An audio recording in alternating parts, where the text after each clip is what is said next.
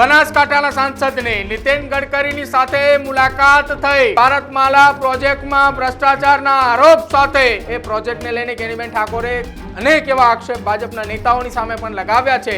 ભારતીય જનતા પાર્ટીએ અને સરકારમાં બેઠેલા લોકોએ ઉત્તર ગુજરાત હોય કે સમગ્ર ગુજરાત હોય એમને કરોડો રૂપિયાનો કઈ રીતે ભ્રષ્ટાચાર કર્યો એ બાબતમાં હું આપ સૌનું થોડું ધ્યાન દોરવા માંગુ છું। ભારતીય જનતા પાર્ટીનું નામ બદલીને ભારતીય ભ્રષ્ટાચાર પાર્ટી રાખ્યું હોત તો એ વર્તમાન સમયમાં હું માનું છું ત્યાં સુધી બંધ બેસતું આવે છે। ભાજપના નેતાઓ હોય અને ભાજપના કયા કયા નેતા છે બનાસકાંઠાના એમના નામો પણ અમારી પાસે છે। એમને ખેડૂતોને લોભ લાલચ આપીને સસ્તા ભાવે જમીનો ખરીદી લીધી। ખરીદ્યા પછી અને આ ભ્રષ્ટાચારની સામે આપણે સામૂહિક રીતે બધે લડવા માટેની જરૂર છે। આવો આપણે સૌ સાથે મળીને તમારી હકની લડાઈ લડવા માટે અમે તૈયાર છીએ। આવો આપણે સૌ સાથે મળી ભ્રષ્ટાચારીઓને ખુલ્લા પાડીએ અને આપણાને થયેલો અન્યાય એ આપણે ન્યાય મેળવવા માટેનો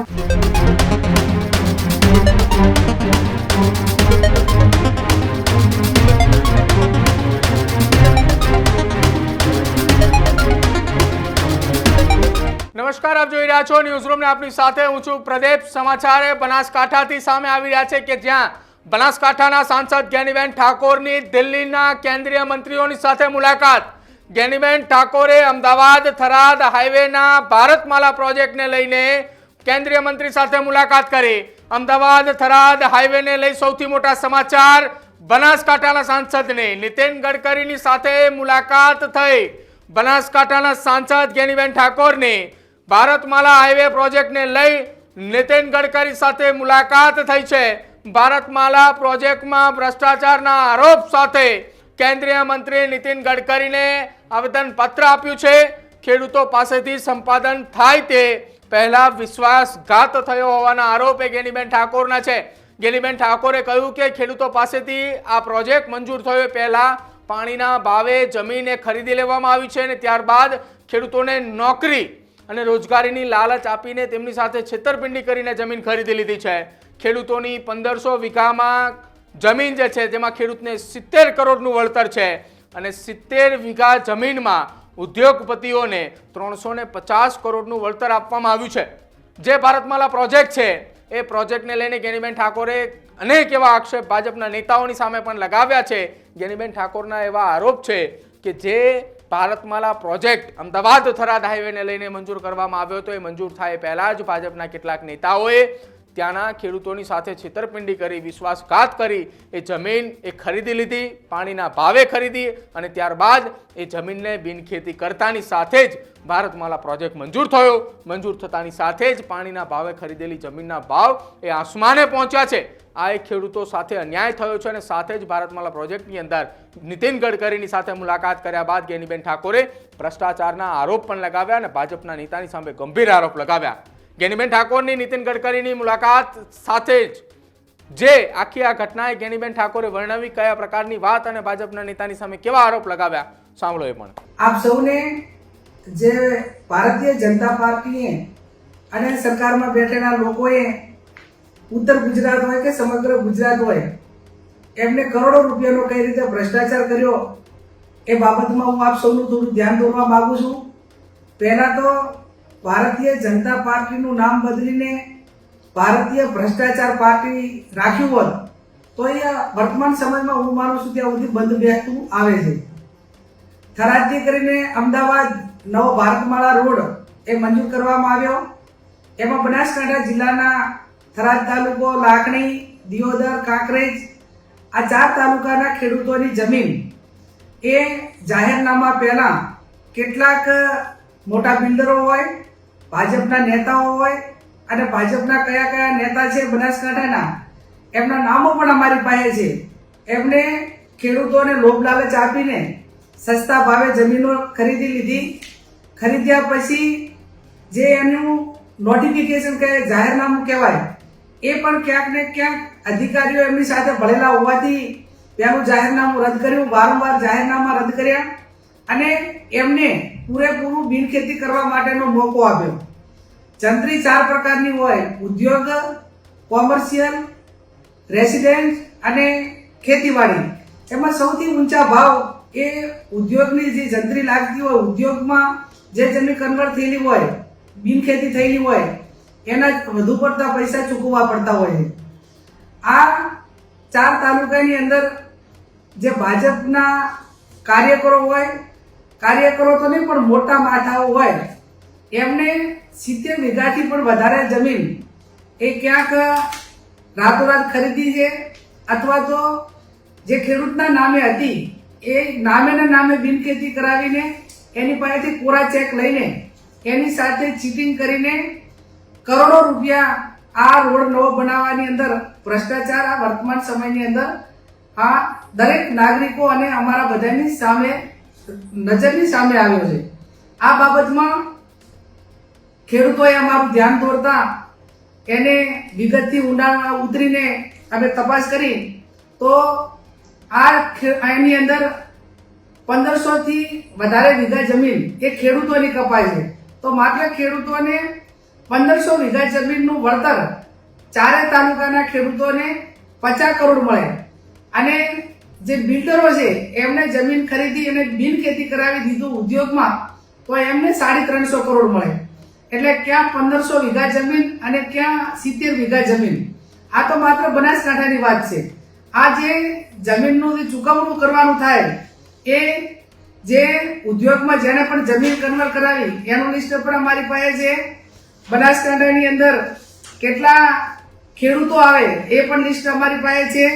અને જે પ્રાંત અધિકારી હોય, કલેક્ટર હોય, મહેસૂલ વિભાગ હોય, જે ભારત અમારા રોડના અધિકારીઓ એટલે નેશનલ હાઈવે ઓથોરિટીના અધિકારીઓ હોય, આ બધાએ એની મિલીભગતથી એક વહીવટી રીતે ક્યાંય પકડાય નહીં, અને ગુજરાત સરકારના પૈસા એટલે નાગરિકોના પૈસા એ આ રીતે ભ્રષ્ટાચાર કરીને જે નાગરિકોને પોતાની સુવિધા માટે વાપરવાના હોય, આરોગ્ય હોય, શિક્ષણ હોય, ગામથી ગામને જોડતા રોડ હોય, અને અનેક સુવિધાઓથી ગુજરાત વંચિત છે.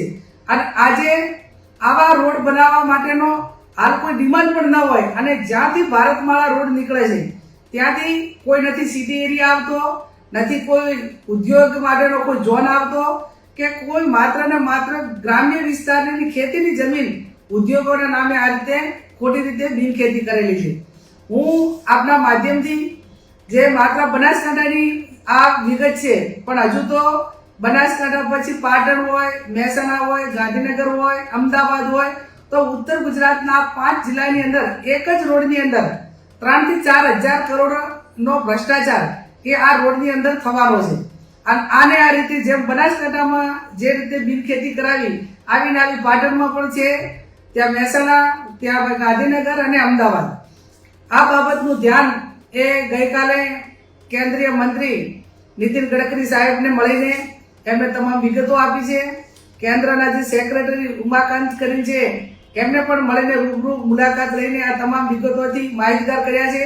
ત્યારે અમારી પોતાની માગણી એટલી જ છે કે આ રોડની તપાસ એ કેન્દ્રની ટીમ મારફત થાય ને એમને વિજિલન્સ કમિટીની રચના કરીને તપાસ માટેની પણ ખાતરી આપી છે. અને બીજી અમારી માગણી એ છે કે આ જે કરોડોપતિ લોકો છે એમને ખોટો ભ્રષ્ટાચાર કરીને આટલા લાખો કરોડો રૂપિયા એ રાતોરાત સરકાર પાસેથી લઈ લીધા હોય, અને ખેડૂતોને વર્તમાન જે જમીનનું વેલ્યુએશન છે, માર્કેટ ભાવ છે, વર્તમાન જે 2025ની જંત્રી છે એ પ્રમાણે પણ આપવામાં આવતા નથી. એટલે આ બાબતમાં આજે 500 થી 600 ખેડૂતો એ બનાસકાંઠા કલેક્ટરને આવેદનપત્ર પણ આપવાના છે, એ માગણી પણ કરવાના છે. અને માગણી કર્યા પછી અમે અપેક્ષા રાખીએ છીએ કે આવા રોડ બનાવવા પાછળના જે કરોડો રૂપિયાના ભ્રષ્ટાચાર છે એને રોકવાની જવાબદારી એ સરકારની છે. આમ તો મક્કમ ને મૃદુમ સરકાર અને દાદાના જે બુલડોઝર છે એ ગરીબો ઉપર ફરી વળે. કોઈકને શિક્ષણ માટે 1 વીઘો જમીન જોતી હોય તો ના મળે, પણ આજે મહેસૂલ વિભાગ એ સીએમના પોતાની પાસે વિભાગ હોવા છતાં આજે મહેસૂલ વિભાગ મારફત એનું ચૂકવણું થતું હોય, અને કલેક્ટરને પ્રાંત અધિકારી મારફત આવી ખોટી જમીનો એને થતી હોય, અને છતાં પણ સરકાર ચૂપ રહેતી હોય, તો હું માનું છું ક્યાંક ને ક્યાંક એ તમામ આ ભ્રષ્ટાચાર કરવામાં એમની સાથે સંકળાયેલા છે, એમની મિલીભગત છે.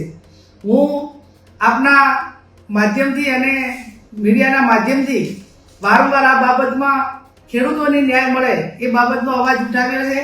અમે સડકથી કરીને સંસદ સુધી આ બાબતમાં ખેડૂતોને ન્યાય અપાવવા માટે લડીશું અને ભારતીય જનતા પાર્ટીના જે આગેવાનો હોય એ આમ તો બહુ મોટી મોટી વાતો કરે કે અમે લોકોની સેવા માટે જાહેર જીવનમાં આવ્યા છીએ, પણ તમે કોની સેવા માટે કરીને આવ્યા છો એ આ ભ્રષ્ટાચાર ઉપરથી નક્કી થાય છે.